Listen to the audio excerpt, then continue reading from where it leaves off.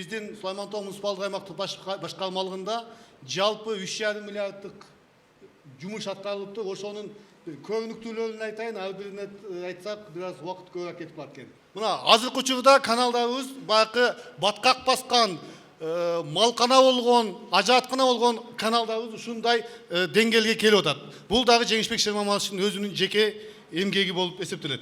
Жолго үй салынып калганда биз барганыбызда бул жерде Зарипа деген эже менин чалым абышкам тирүү кезинде керез кылды эле. Ушул жерде мамлекеттин жолу болчу. Кайсыл бир күнү келип мамлекет сураса, ун чыкпай туруп биринчи бошотуп бер дедилер. Замир эже ушул жерде болсо, ордуңуздан туруп койсоңуз. Бул 11 көчө толук түрдө бүгүнкү күндө 4 тилкелүү заманбап латогу менен жөө адамдар баш аянтчасы менен ачылып пайдаланууга берилди. 6 эс алуучу парк ачылды.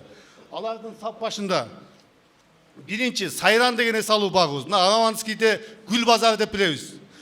Билесиздер, тыгын болчу, пробка болчу, базар болчу ал жерчи, мусор болчу. Бүгүнкү күндө ошолордун баары тазаланып, ошол элдин жашоосуна, коноктордун жашоосуна сонун Сайран деген эс алуу бак ачылды.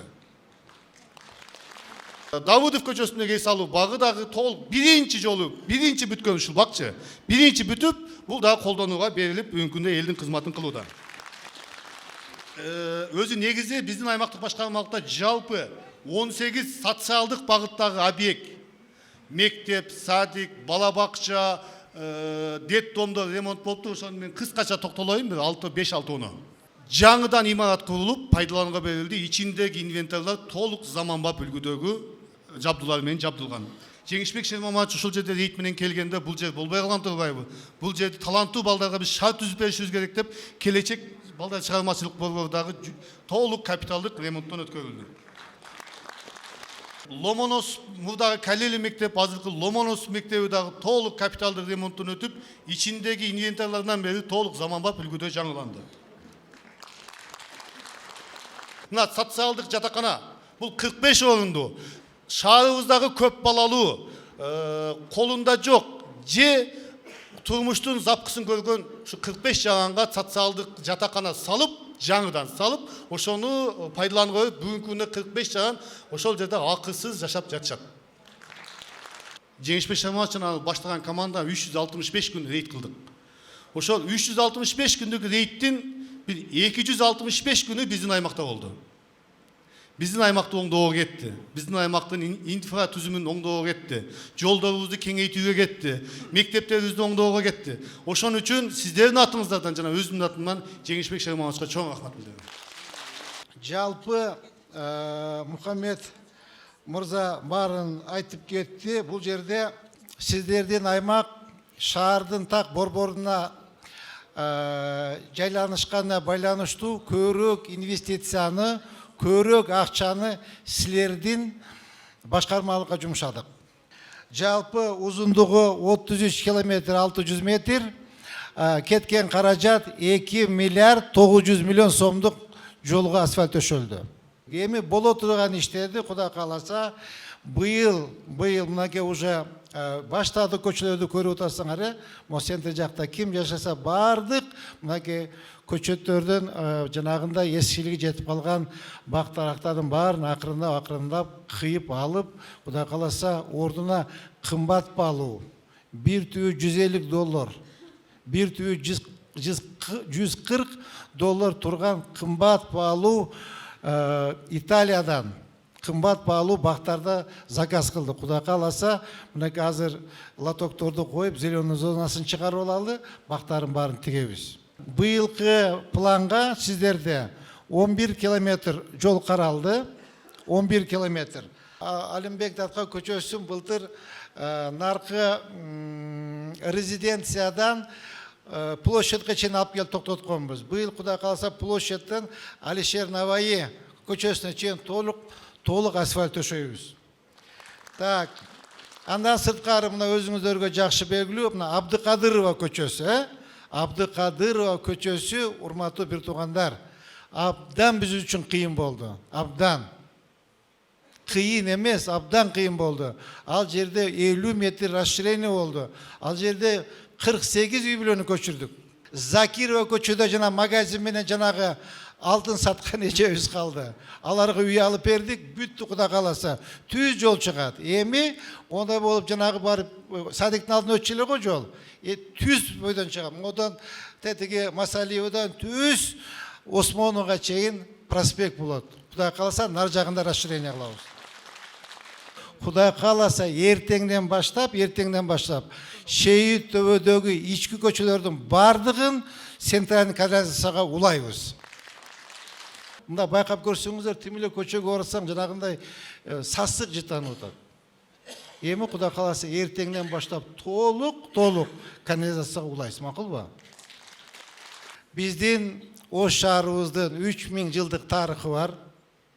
Кудай кааласа ошол Орто Азияда эң татыктуу мегаполиске айланган Кооз Татынакай шаар болушуна бардыгыбыз бирге бир жакадан баш чыгарып, бир жеңден кол чыгарып, чогуу аракет кылып шаарыбызды көрктөндүрөлү. Ар бир өзүбүздөн баштайлык. Өзүбүз канчалык таза болсо, шаарыбыз таза болот. Кудай кааласа быйыл айрыкча көрктөндүрүү, жашындандыруу өтө көп иштерди жасашыбыз керек. Акырында бардыгы айтты. Шаарда снос болуп кетти. 1,5 миллиард, 1 миллиардты кактан табабыз, 3,5 миллиардка чыгара алабызбы деген сомнение бар болчу. Мына 1 жылда биз планды шаардык мэрия толугу менен аткарды. 3,5 миллиард акчаны чогултуп коюшту. 3-4 кабатка суунун басымы аз, кечеле дагы тополоң болду ошо биздин домдо. Суу жок болуп атат. 35 үй бүлөнүн тагдыры 6 жылдан бeri чечилбей келип атат. Биздин чечим кабыл ал боюнча кайрашырда кассациялык үчүн жазып окшойт. Мына буюрса сиздердин укугуңар ордуна кабыл алынат. Да, вы к нам приходили. Вы еще в августе были. Возле МЧС. В августе. До сих пор все стоит. Бақыт үйінің ашханасы болған, бір кафе болса, ошол Бақыт үйінің магазині болған, ювелирный магазин болған. Бақыт үйінің столовой болған екен. Мұнда жерінде тиешелүү кызматтар менен карап туруп, силерге жооп беребиз. Аянча деп, ушул аянча чечилбегенин бир канча жол сизге кат жөнөттүк бардык, бирок ушул чечилбей келип атат. Ушу маселени карап берсеңиз жакшы болот. Жанагы маршруткалардын конечный айтыласыз да, сарсанал болот. Рахмат. Светофорлордо көзү көрбөгөндөрдү да эске алып, үн билдирүү үчүн светофорлорду да коюп беришиңизди сурагам. Рахмат. Коюлуп аткан светофорлордун бардыгы үндүү болот. Быйыл 10 келип коюлат.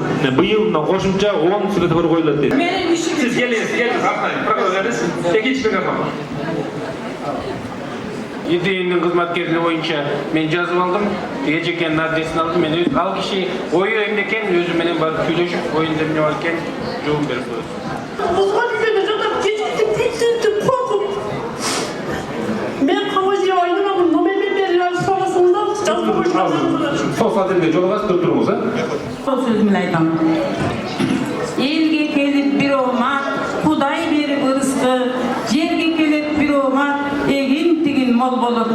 Бүгүн мына жалпы жұрт күндө көрүп жаңылып, ыраазы болуп мактанып, сыймыктанып турабыз.